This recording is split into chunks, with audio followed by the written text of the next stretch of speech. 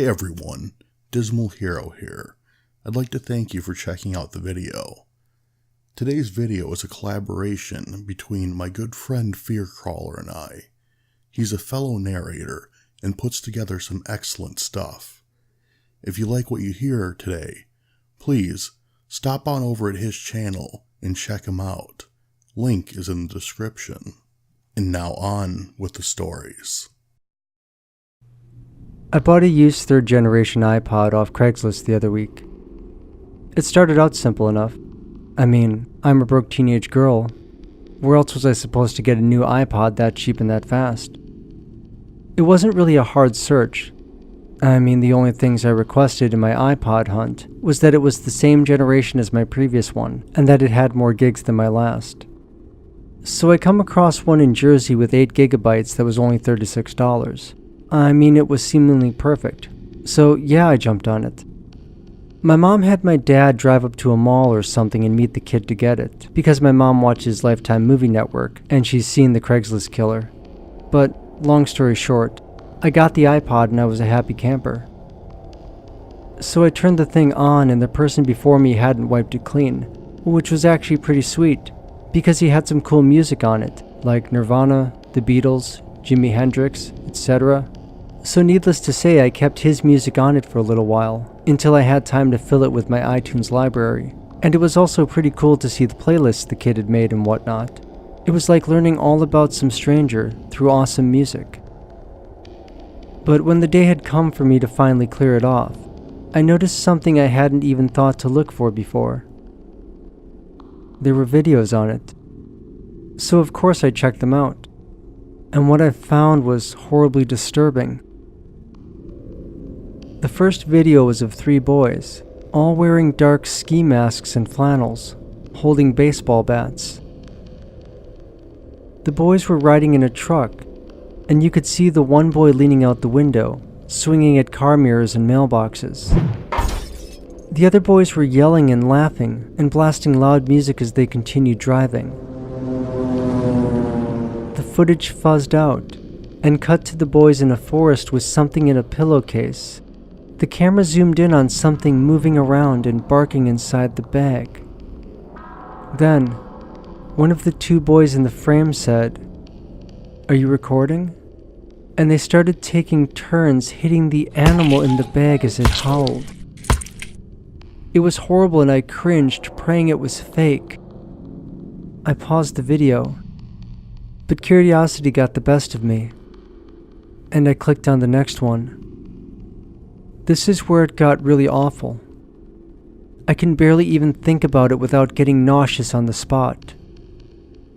It was still set in the woods, the same boys concealed and passing around their camera, but this time it started off as just a hike.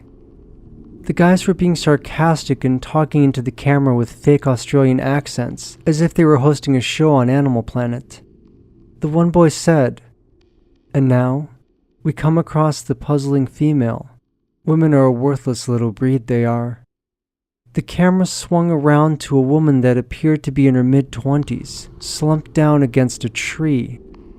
She had her hands and ankles tied with rope, and her mouth was taped shut. The boys pulled out a knife this time and stabbed her in the stomach. She moaned and I just about threw up before running to call the cops and my parents. When the cops came, I was sobbing and dry heaving and telling them what I saw. But as I plugged my iPod back in, I found that it was restored to its factory settings. The thing was absolutely blank, with no traces of the videos anywhere on it, or my computer. I still don't know how it happened, or how it disappeared so quickly, but I know what I watched. We tried to get back in contact with the owner, but the email I had messaged him off of had been deactivated. For context, at the time this happened, I was 18 and just beginning college. And yes, I was your typical poor college student. Student loans, ramen noodles, and paying for most other things I needed out of pocket. The semester was about halfway over, and it just so happened that my laptop decided to go out on me right when we got our first big paper. Having very limited money, and a job that I only worked at 15 hours a week, this was a big problem. After sitting around for a bit and contemplating what I was going to do, I remember my friend telling me that he got his laptop off of Craigslist for cheap. I got onto the desktop at the school library and began to scour Craigslist, looking for something that I could afford and that was in halfway decent shape. It didn't take me too long until I found a computer. 15-inch HD screen, 1TB hard drive, amazing processor and graphics card, and it was still in the box, brand new, for only $400. Although $400 was a bit out of my price range, I justified it to myself because I wouldn't need to buy another one for the rest of the time I was at college, and plus, it was powerful enough to play some games. This was a steal.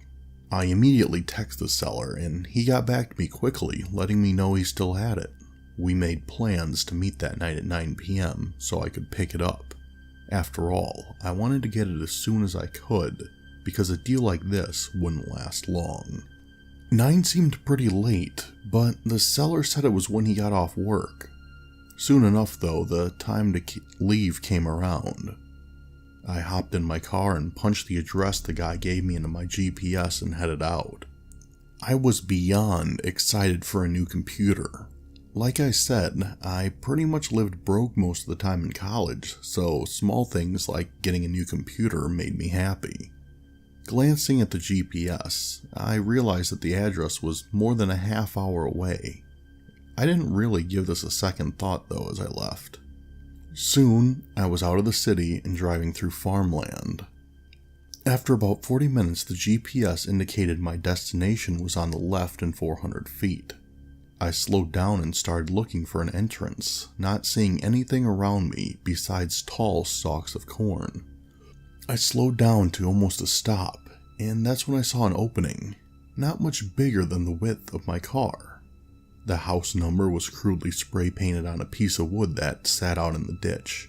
I know this should have raised some red flags, but being a naive 18-year-old, I really didn't put that much thought into it. I started down the path, and about 50 yards down I could make out a house, no lights on or anything. The house looked like it was just being built. Stacks of boards and various tools were lying around, and only a single silver pickup truck was sitting in the driveway. I looked around, now feeling a bit isolated. The pickup's door then opened, and a man stepped out and started to approach my car. My headlights illuminated him as he walked up. I shut them off and stepped out. The man was probably in his late 40s with dirty jeans and a black t-shirt. His facial hair seemed to grow out in every direction, and his eyes had this wild look to them. "Hey, you're from Craigslist, right?" he asked as he approached me. I told him I was, and we made a bit of small talk. The man was very twitchy. He kept checking for something in his pocket and looking back over his shoulder every 5 or 10 seconds. "Alright, did you bring the money?" He asked me, and I assured him that I did. "Okay man, sounds good. Follow me to my truck and we'll get that iPad." iPad? What was he talking about? My senses finally kicked in, and alarms started going off in my head that something wasn't right. "Hey, I was actually here for the laptop," I told the man. "Oh yeah, that's what I meant. I'm sorry, it's been a long day," he told me. We approached the truck, and he went up to the driver's door, opened it, looked inside the cab for less than a second, and shut it. "I'm sorry, I completely forgot. It's inside the house." He told me this, motioning towards the empty house. "Don't worry, it's cool man. This is my job site, I'm the only one here. I brought the iPad in earlier, I just forgot." He continued to tell me. "Laptop," I said. "That's what I said. Just follow me and we'll get squared away," he retorted. I followed him, but kept my distance as he approached the open garage. As I was about to cross in the garage, that's when I heard it. At least 2 guys talking in the darkness of the house, just out of where I couldn't see. Just wait until he gets inside the house. Just wait until he gets a hair closer.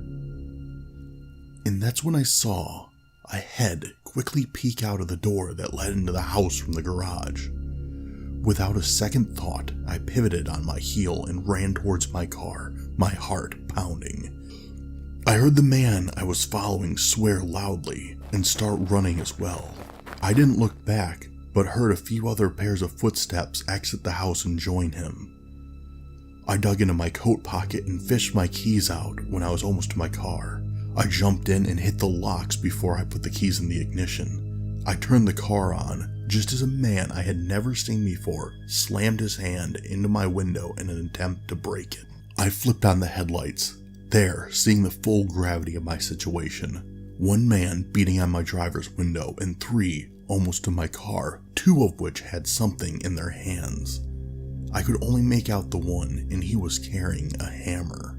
I threw the car in reverse and floored it back down the driveway, and as soon as I hit the street I put the car in drive and then put my foot back down to the floor. My heart was beating fast and I didn't know what to do. I didn't want to let off the gas in case they were going to chase me, so I kept the throttle pinned until I saw city lights.